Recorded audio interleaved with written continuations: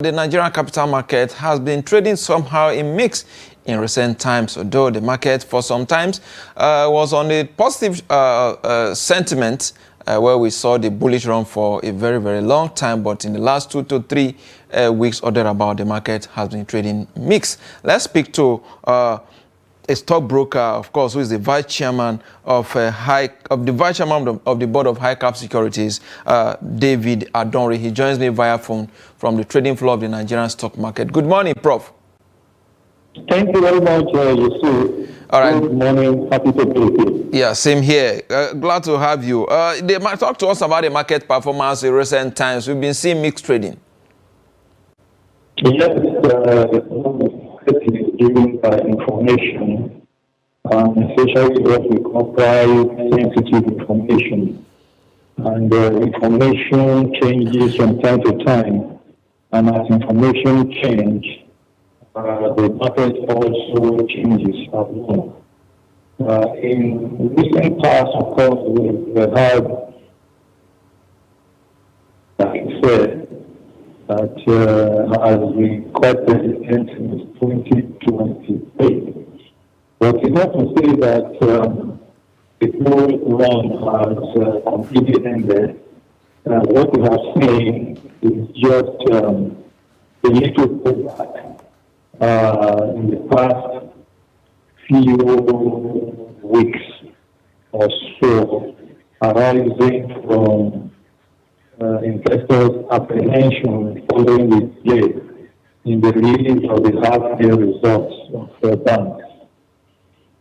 And when eventually the banks received their results early last week, a lot of the expectations were not met.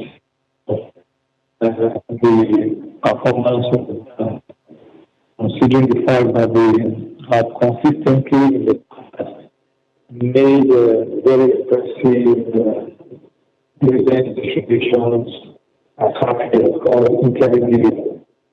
And so this year, after the CBN released, allowed them to release their results, banks that used to pay about 2 to 3 naira dividends, we are now paying 1 naira and we're even paying less than 1 naira. Okay. So that elicited a reaction from investors that brought down the prices of those securities. And mark you, the banking sector is the main arrowhead of this market. So the banking sector dictates the direction of the market, the volume and value of trades every day. So when that sector was not performing as it was expected, it impacted the entire market negatively. All right, Prof. Let's look at the Prof.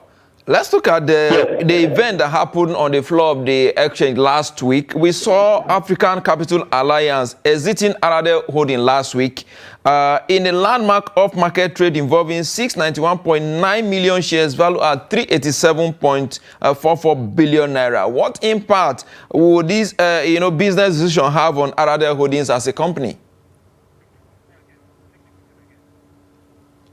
Prof,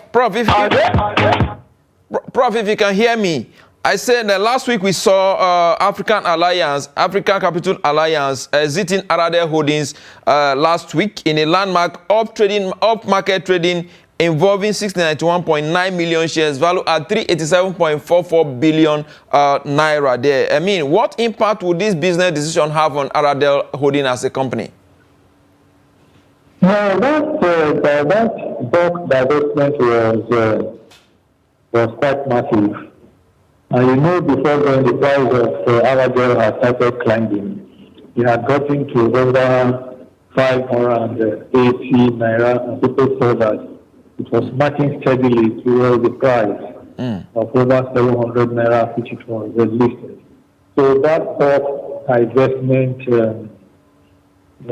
shook the market and brought the price to where it is now at about 560.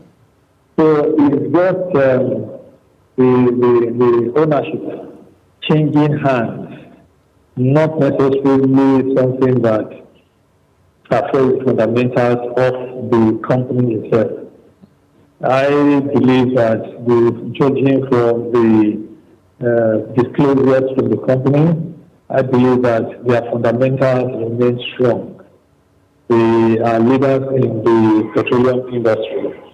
And I think they are structured to continue to tap from the opportunities that exist in that industry. So they have the African Alliance, which is an investment vehicle or company, was trying to take profit and realign the portfolio, and hence that massive sale to earn profit.